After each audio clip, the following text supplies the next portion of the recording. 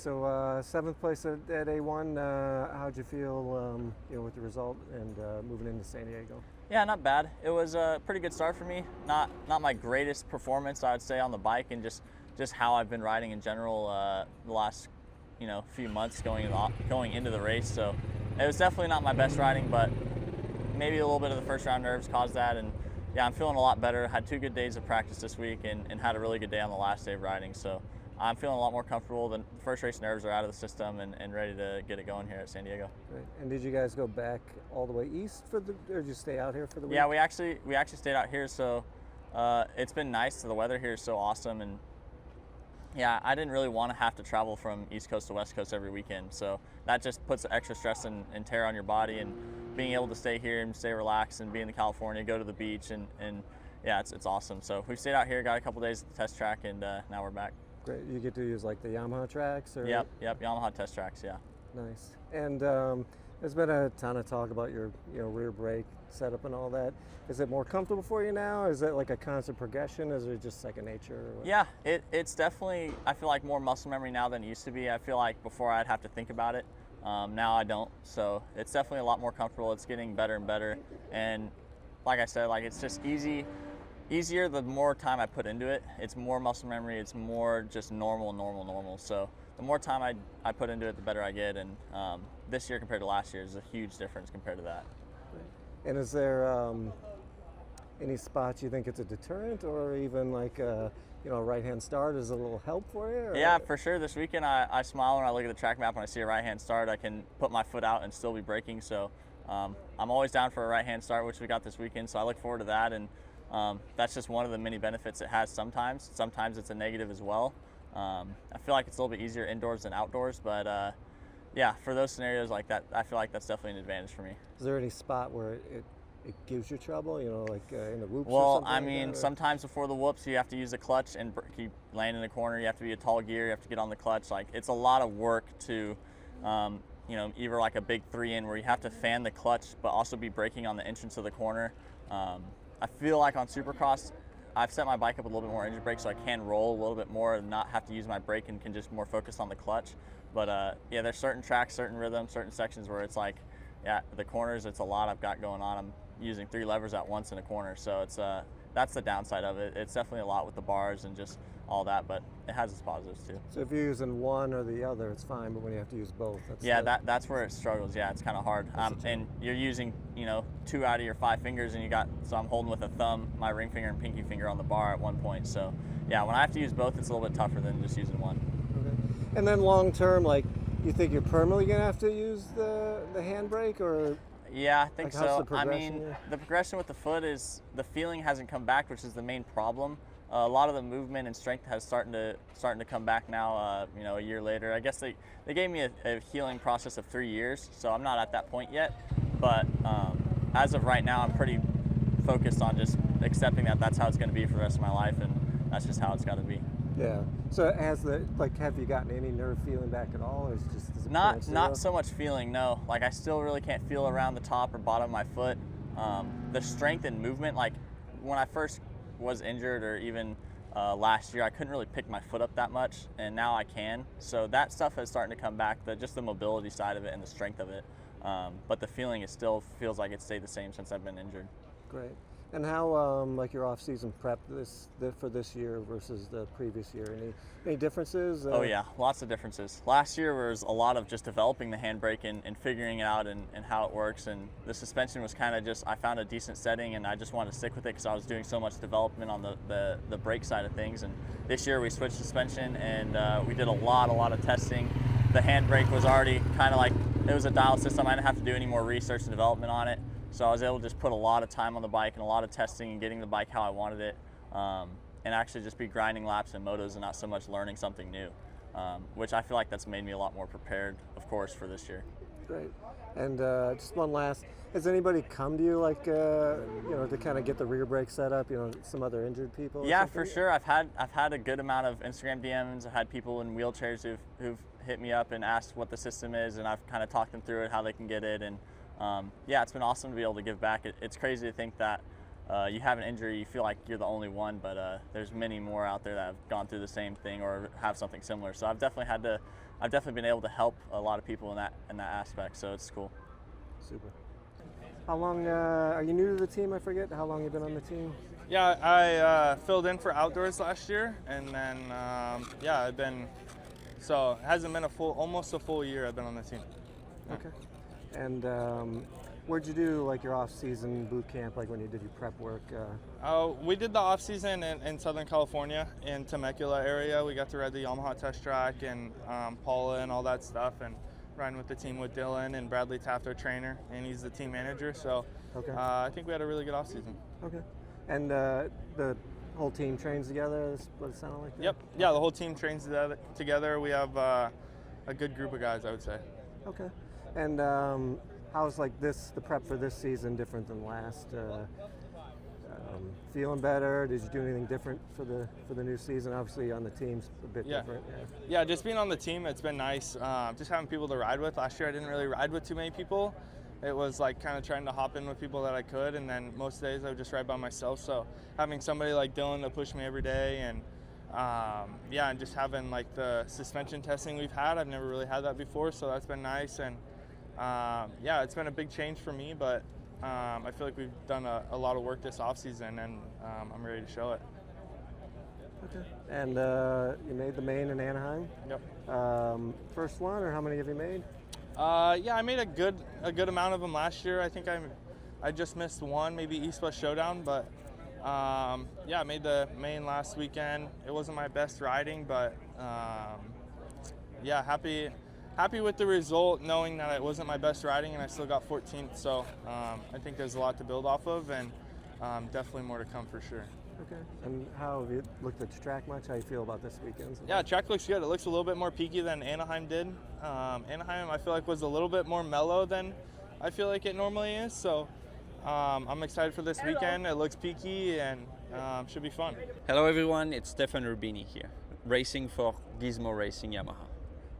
And first year in AMA Supercross? Yes, first year. It's all very new to me. I started training in Supercross in November 15th, so it's really late.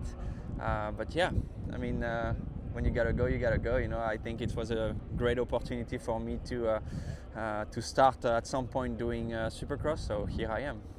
And like, where'd you? So you came over mid-November. Where'd you do like your preseason practice? I did my preseason at Future MX in Florida. Okay.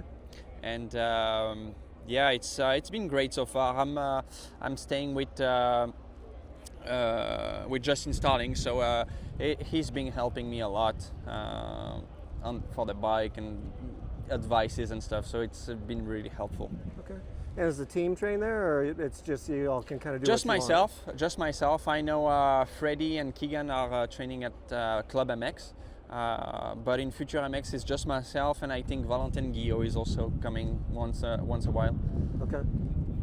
All right. And so A1 was your first race. How'd you do? Well, I qualified myself for the night show, which was great. But to be honest, it was not a scary day, but very nervous all day, very tight on the bike. So I was really not feeling myself. I enjoyed riding the last 3 laps of the LCQ, so pretty late during the night. But no, it's nice to get this out of the way and start building from here. Okay. You did do the LCQ, and then you qualified in the LCQ. Is that what? Yeah, I qualified for the night show and then Okay. just did the LCQ. I finished 19th. Yeah. Perfect. Okay. And nerves, big crowd, play into it. Yeah, like it's. I'll be honest. It was not really about the crowd. It was just more about the track. You know, like it's just everything so new to me that the track is bigger than my training track, and everything is just like different. So it was a lot of new things for me to learn and stuff. Okay. And how you feel coming into San Diego this weekend? I saw you out here walking the track a little bit. Yes. Hopefully a little less stress during the weekend. You know, hopefully I can get used to the track a little faster, a little quicker, and I'm excited. You know, it's. Like I said, it's all new to me, so I'm excited just to learn each weekend. Learn new tracks, learn new jumps, rhythm, and etc. Okay, great. I'm sure the fans are. You'll be in 450 class, so they get to see all year. If they can watch and follow along. Yes. If you got an Instagram or something, say it here. And Yeah, it's Stefan Rubini 106. You can follow me on Instagram and Facebook, and hopefully we can go along this journey together. Great, thank you. Thank you very much. You made the main last week, right? You tell me how Anaheim was for you, or Night show. Yeah, it was my first one. It's a dream come true. Like, to race there, and it's at A1 is so awesome. cool. That's the first one ever? Yeah, first one ever. Congrats. Nice. So. All right. And you said you're training a club now, like for how long? Yeah, full-time Club MX, and I love it there. Like, facility's amazing, tracks are amazing, all the people are great. It's perfect. How's it work with the team? You can kind of train where you want? Is that? Yeah, they let you train wherever. Like, Freddie's there at club with me, and then Rubini's down in Florida, so Okay. we're kind of just everywhere. And so, like, what'd you do last year for training? Like, where were you at? And how's this season different than last? I felt good coming into last season, honestly, like at club, the whole boot camp, but I broke my wrist right before the season started, so I was out for the whole season, and then we kind of just picked up this year a little early, like October, and I had a ton of time on it and felt good. Last weekend was a dream come true, just to make the night show. That was the goal. And did you get to prep longer this? You said you had the injury last year, but you got a much longer off season this year? Yeah, I did. I did the outdoors, and I didn't really take a break after outdoors. Like, kind of got right on like the SMX, as you call it, that track at club, and then as soon as it changed over to Supercross, I was right on Supercross until A1. All right, Robbie Malonoski, crew chief for Club MX Yamaha. Are you related to Ryder Malonoski? Yeah, that's my son. Yeah. Oh, nice. Yes, sir. That's cool. Yeah. All right, how long have you been working with Club MX? This is my first season with Club MX. Okay. And which riders are you taking care of? Crew chief for the whole team on the pro side. We have the amateur side as well with Ryder there and Justin Turner, but just the 4 pros. Okay. And you were just telling me a bit about Max's levers, Yep. dialing them in. Tell me the same thing. Or? Yeah, it's kind of just his setup. It's nothing. We don't even think about it anymore. It's really kind of just put behind us. And like I was saying earlier, with this right-hand start, I think it's going to play a little advantage. He can kind of roll in there, not taking his foot off, and still being able to modulate that rear brake. It's going to be a nice advantage. Obviously, we'd still rather have a regular foot brake, but we're looking for any advantage we can get. Yeah. And you were just saying about the rear brake is super touchy for him, right? Yeah, it's quite touchy. It's he doesn't have to apply much pressure, and he's got that rear brake locked up. And then, of course, we run a little bigger rotor and a little more powerful master cylinder as well. Okay. Clutch pretty normal, other than the mount. Clutch is a little bit of a hybrid hydraulic system. It's still with the conventional pull rod style, but cable style. But we have to use a hydraulic push rod, and then it gives him that feel that he can modulate it, and he just can't adjust it is the problem. And with having that handbrake up there, he's not able to adjust the tension, so we had to go hydraulic. Okay. And then what's a crew chief do on an average race day? Like, for the average fan, like, probably got a lot of little duties. Yeah. Definitely take care of any of the settings, advise in any settings going forward, and then of course throughout the day, if we need to fill in any holes, I try to help out, jump in, but for the most part, just giving them the technical support throughout the day. And how about during the week? Similar, or are you involved in training, or just prep for the following weekend? I watch every lap. I document every lap. I document any change, anything that we test. Pretty much, if they're on the bike, I'm involved. And during the week, we're building and setting up for the next test day or riding day. So heavily involved with the bike and the rider. And then do you film all the qualifying, all the heat, all the main laps, and then you review it in the trailer? Yeah, absolutely, yeah. Just part of the circle, small group. We got Chad Reed, obviously, myself, and then mechanic and maybe a father will step in and work with the rider. But that's pretty much it. That's kind of our debriefing circle. Sweet. All right. Thank you. Yeah, you bet. Hi, I'm Bobby Fisher with the Gizmo Racing Yamaha team based out of Florida. And what do you do for the team? I manage the team, operations essentially. Whatever needs to be done. We got a small crew, so we all work together. I got some good crew, but whatever we need to do, we make it happen. And I know you're from Illinois. Where do you spend your weeks? Are you spending it at home or down by the team? Or? Yeah, so every week we head back to Illinois. We just opened up a new race shop in Winnebago. So all of the team's race engines come through Winnebago and run essentially that as our race shop hub. And then the team's based out of Florida at Gizmo Racing, and Gizmo Mods shares a shop in Titusville, Florida. So between the two collectively, that's where we stock all of our parts, and turn everything over to either bring to the races or ship out each week. Okay. And I'm sure you wear about 1,000 hats, but what's a few common things you're doing during the week, that somebody wouldn't think of? Yeah? Whatever needs to be done. So, like the other day, I was talking to the wife. I had 74 contacts between emails, phone calls, texts. So, from sponsor relations to ordering parts, talking to the riders, the mechanics. I have Mike that helps me at the race shop build engines, but if I need to build an engine, make that happen as well. And then, somewhere in between, I got a great wife and 2 little girls that, take up a lot of time as well. Great. And you've been doing it a while. You told me how long you've been doing it. Yeah, originally started in 2004, so this is my 22nd year being in the industry. The 3 previous years, I managed a team for Mike Duclos when it was Rock River. This year, though, the owner of Gizmo purchased everything on the pro side and now has hired me to operate the team for Gizmo Racing.